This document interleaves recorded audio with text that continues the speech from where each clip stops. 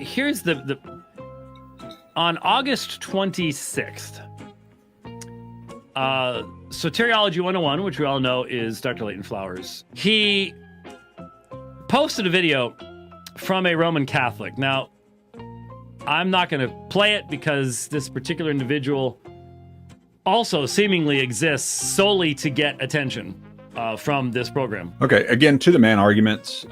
You don't know what this young man's motivations are. I happen to know he actually addresses a lot of different people, just like I address a lot of different people. I think we need to stay focused on the actual point of contention. In other words, here's the argument. Here's how I answer the argument. This video upset James White when I posted it. This kid, the way he refutes arguments, he does it with props and he does it with jokes, and he can really get under your nerves if he's refuting you because he completely embarrasses you. And you guys know what I'm talking about. How to become a Christian. He's a Catholic apologist who did a response to James White in John 6:44 that made James White go ballistic. So anyways, the head of evangelism for Texas Baptists posted a segment from this Roman Catholic, less than 2 minutes, posted simply the comment, "Ouch." The only way I could interpret that was that the head of evangelism for Texas Baptist was saying, "Oh, this is really good. This is a real refutation." So the first thing that strikes me is the common cause that one finds between a Roman Catholic and the head of evangelism, Southern Baptist Texas. Now what he's going to do, instead of focusing on that, what he's going to do is shift to, well, he's posting something that a Catholic says, and therefore he's going to do the guilt by association. Leighton Flowers, the Texas Baptist, has this in common with a Catholic. Now, we have a lot in common with Catholics. Let's just be honest. We're Trinitarian. Dr. White wrote a book on Trinitarian theology. Therefore, let's relate him to Catholics. Every Unitarian should start their debate with James White by saying, well, he sounds a lot like Rome.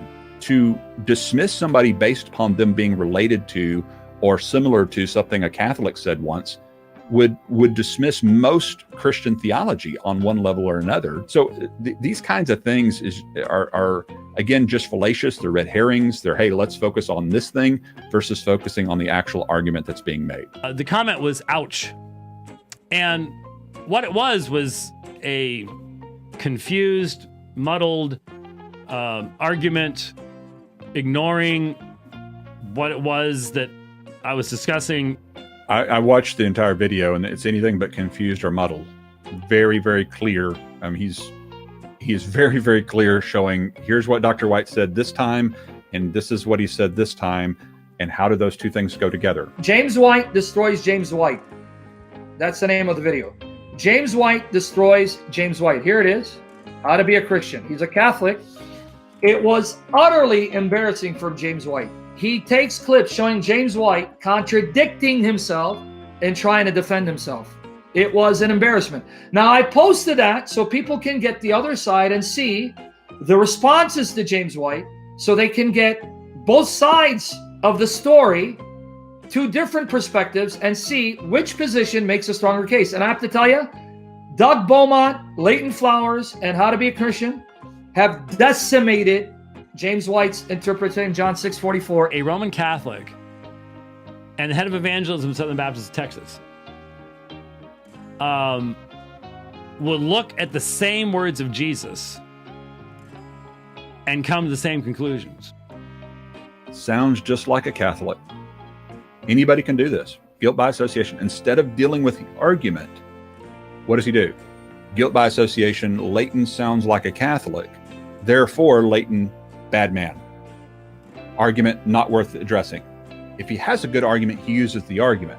If he doesn't, he uses fallacies. It just reminds me of the kind of snarky video stuff that was popular a few years ago from teenagers and early 20-something people. How about you just answer the argument, unless you don't have an answer for the argument? How to Be Christian, I believe, is the name of his broadcast. And yes, he uses snark and he uses humor. And I can understand maybe why Dr. White doesn't particularly like that, because it's at his expense, obviously. But nevertheless, I think the logic of the argument is sound. And that's what I would like to hear a response to. How to Be Christian. He's a Catholic apologist who did a response to James White in John 6:44 that made James White go ballistic.